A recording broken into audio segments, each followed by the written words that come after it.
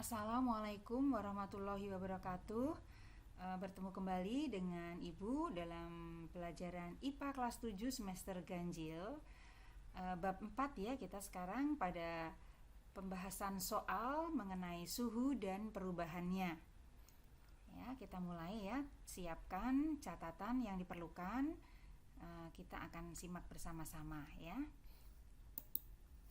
Soal yang pertama, air tidak dipakai untuk mengisi termometer. Hal ini karena kita lihat yang A, volume air tetap. Kalau dipanaskan, volume pasti akan bertambah ya, karena terjadi pemuaian ya. Tidak memuai, salah ya, karena air itu memuai. Kemudian memiliki pemuaian yang kecil, ini relatif ya, dibandingkannya dengan apa dulu ya. Nah, air membasahi dinding. Nah, ini yang jelas yang digunakan sebagai alasan tidak digunakan untuk mengisi termometer. Jadi, jawaban yang tepat adalah yang D. Kemudian berikutnya nomor 2. Titik tetap atas termometer Celcius adalah titik tetap atas, ini kata kuncinya, Celcius. Sudah tahu ya berapa titik tetap atas termometer Celcius? Iya, 100 derajat Celcius. Nah, itu termasuk yang mana nih? Kita cocokkan dengan bagian A. Apakah suhu es mencair? Suhu es mencair itu di 0 derajat, ya kan? Kemudian suhu air yang membeku 0 derajat juga. Suhu air panas ini banyak ya. Ada 30 derajat, 40 derajat itu panas, 50 lebih panas lagi, sampai 100 itu panas ya, bahkan bisa lebih panas lagi.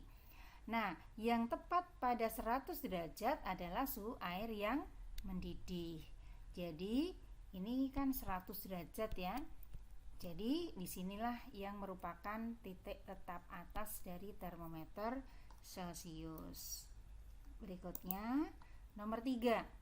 Termometer klinis mempunyai daerah ukur antara termometer klinis. Ini yang digunakan untuk dipakai di rumah sakit, di rumah-rumah juga untuk mengukur suhu tubuh apabila ada yang sakit. Maka kita lihat mulai dari yang A, tidak mungkin dari 0 sampai 50 karena suhu manusia itu tidak sampai 0 ya kan. Ini juga tidak mungkin, dan tidak mungkin sampai 100 derajat Celcius. Antara 30 sampai 40 ya.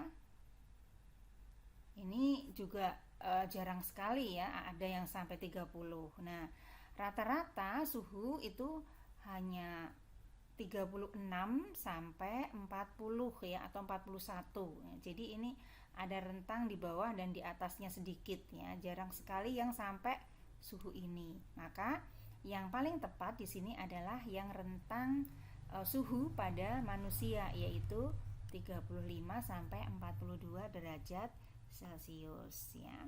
Berikutnya, pada termometer Celcius, titik didih air adalah 100 derajat Celcius. Pada termometer Fahrenheit, nilai ini sama dengan 100 derajat. Ini kuncinya di sini ya, kata kuncinya 100 derajat Celcius. Ada yang hafal tuh.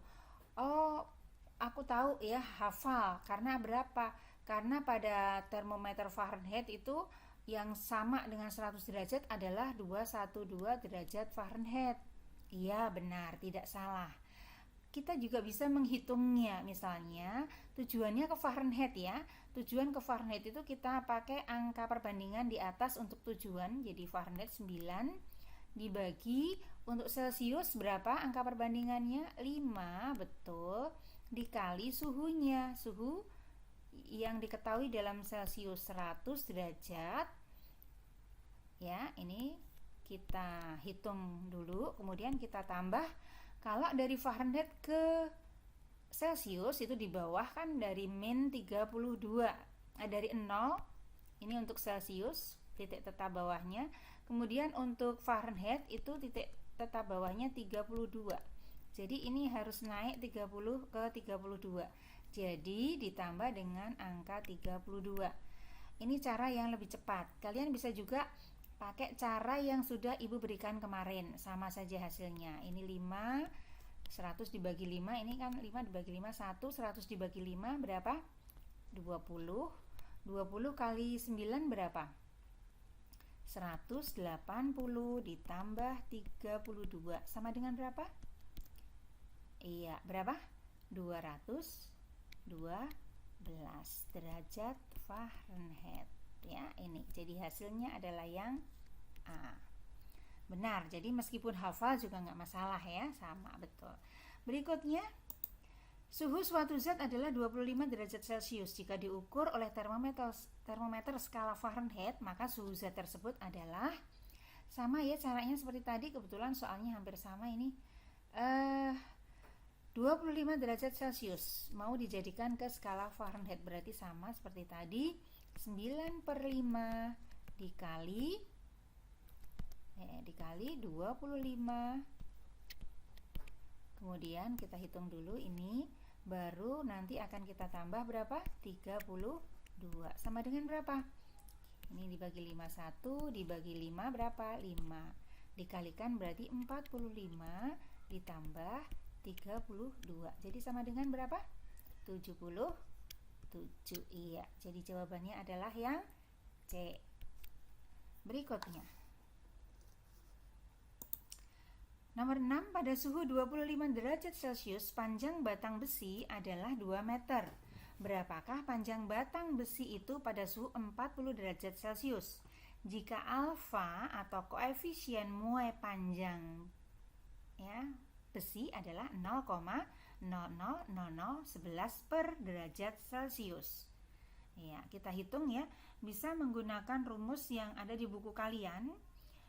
Bisa juga menggunakan cara yang lain. Di sini Ibu berikan cara yang lain supaya kalian tahu hal yang lain ya, di samping yang sudah ada di buku. Sebenarnya cara penghitungannya sama. Ya, ini kita lihat dulu diketahuinya. Diketahuinya apa?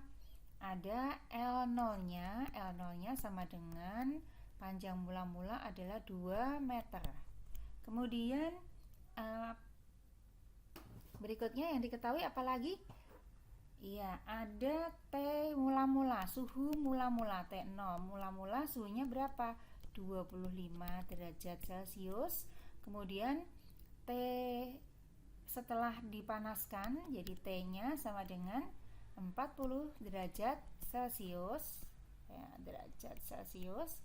Kemudian alfa juga sudah diketahui ya, alfanya atau koefisien muai panjangnya adalah 0,000011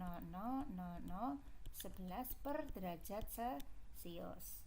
Nah, kita lihat dulu sekarang berapa sih delta T-nya. Delta T itu adalah selisih suhu. Delta itu selisih ya, selisih suhunya. Berarti ini sama dengan T suhu akhir dikurangi suhu mula-mula. Sama dengan berapa? T-nya 40 dikurangi T0-nya 25. Jadi sama dengan berapa? 15 derajat Celcius. Itu delta T-nya. Nah, sekarang kita tuliskan rumusnya. Sedikit berbeda, tapi sebenarnya sama ya ini. Berarti ditanya ya, kita tulis ditanyanya apa? Ditanya. Oh, berarti yang ditanya adalah L1 atau L ya, atau panjang setelah dipanaskan. Ini berapa ya? Kita tulis dulu rumusnya di bawahnya. L sama dengan ya, ini jawab ya. L sama dengan L0 kemudian dikali 1 plus alfa dikali delta T sama. Jadi sama juga dengan L. Kalau yang di buku kalian itu kan ada L1 sama dengan L0 ditambah L0 dikali alfa dikali delta T. Sama saja ya. Ini boleh L1, boleh L aja, boleh ya. Boleh juga L1 untuk yang panjang akhirnya ya. Kemudian kita tuliskan di sini L0-nya berapa? L0-nya adalah 2 meter dikali 1 ditambah 0,0000 berapa? 11 per derajat Celcius ya, ini 2 meter. Kemudian dikali delta T-nya berapa? 15 derajat Celcius ya. Kemudian kita kalikan. Jadi mengalikannya dari yang paling belakang dulu ya, mengerjakannya dari belakang.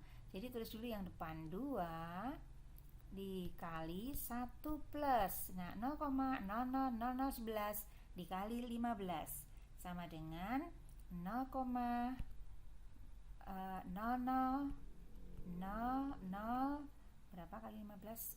165. Iya. Kemudian baru kita tambah dengan 1. 2 dikali berapa? 1,000165. Nah, baru ditambah 2.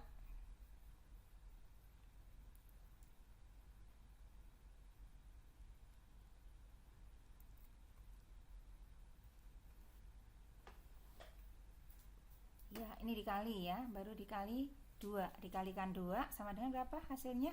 Iya, tadi Ibu hitung dulu nih tadi. Jadi hasilnya adalah 2,0033 meter. Iya. Satuannya meter ya. Jadi yang mana yang benar jawabannya? Iya, yang C. Ya. Iya, tadi Ibu coret-coretnya di luar ya. Berikutnya kita lanjut ya. Nah, ini nomor 7. Koefisien muai panjang suatu zat padat bergantung pada koefisien muai panjang. Kalian tahu kan kemarin ada tabel ya, tabel koefisien muai panjang zat padat. Itu ada besi, ada aluminium dan sebagainya, ada kaca. Nah, ternyata kalau berbeda bahannya, maka berbeda pula koefisien muai panjangnya. Sehingga kalau menjawab pertanyaan ini, koefisien muai panjang zat padat bergantung pada apanya, maka tidak bergantung pada panjang batang mula-mula, bukan juga suhunya atau pertambahan panjangnya, tapi bergantung pada jenis zatnya. Beda zat, maka koefisien muainya juga akan berbeda. Nah, jadi jawaban yang tepat adalah yang B. Berikutnya ya. Berikut adalah cara mengatasi masalah yang ditimbulkan oleh pemuaian. Masalah yang ditimbulkan, ini kata kuncinya, masalah yang ditimbulkan oleh pemuaian. Kecuali, nah hati-hati nih, membuat celah pada sambungan rel kereta api. Itu karena ada masalah ya. Membuat celah pada sambungan jembatan, ini juga karena adanya celah. Membuat keping bimetal pada saklar otomatis. Nah, ini bukan karena ada masalah, tapi ini adalah pemanfaatan. Pemanfaatan dari pemuaian. Kemudian membuat ukuran bingkai jendela lebih besar dari kacanya. Iya, harus dibuat lebih besar bingkainya supaya nanti kalau memuai kacanya tidak pecah. Jadi ini adalah masalah. Jadi yang masalah adalah yang A, B berangkat dari masalah ya, ini D. Nah, yang bukan berarti adalah yang C, karena ini bukan berangkat dari masalah tapi pemanfaatannya. Jadi jawabannya adalah C. Kemudian berikutnya, pemanfaatan pemuaian dalam kehidupan sehari-hari. Ini juga nih, pemanfaatan pemuaian. Kecuali, mana yang memanfaatkan pemuaian? Pemasangan jembatan besi ini berangkat dari masalah. Pengelingan pelat logam. Pengelingan itu pelat logam disatukan atau dimasukkan satu ke yang lain ya. Berarti ini memanfaatkan pemuaian supaya mudah pengelingannya. Memasang roda ban baja sebuah lokomotif, itu besi ketemu besi, maka harus dimuaikan dulu yang di luar yang lebih besar supaya yang kecilnya bisa masuk, dan nanti kalau suhunya dingin maka dia akan jadi pas. Ini berarti pemanfaatannya. Kemudian pembuatan keping bimetal, sudah tahu ya, logam yang disatukan.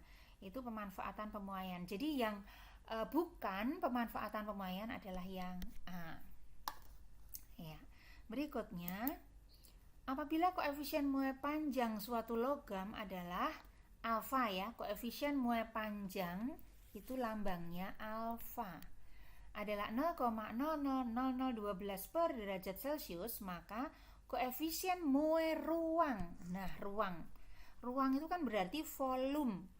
Ya, volume. Kalau ini panjang berarti P saja. Kalau ini luas berarti panjang kali lebar.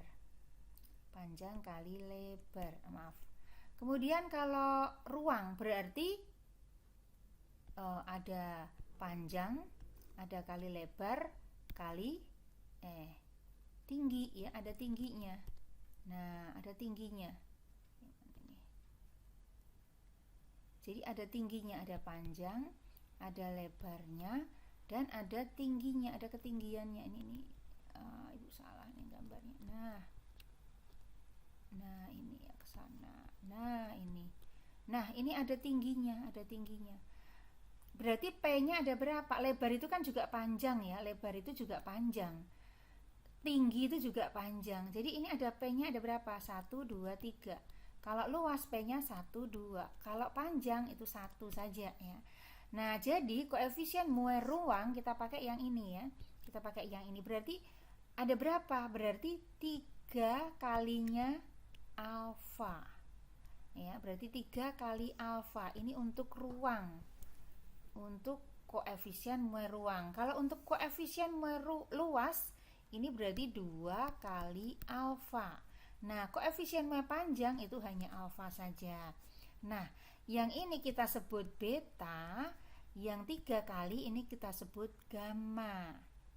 Ini dipakai untuk menghitung koefisien Moe ruang, ini untuk menghitung ini adalah koefisien Moe ruang, ini adalah koefisien Moe luas, dan ini adalah koefisien Moe panjang.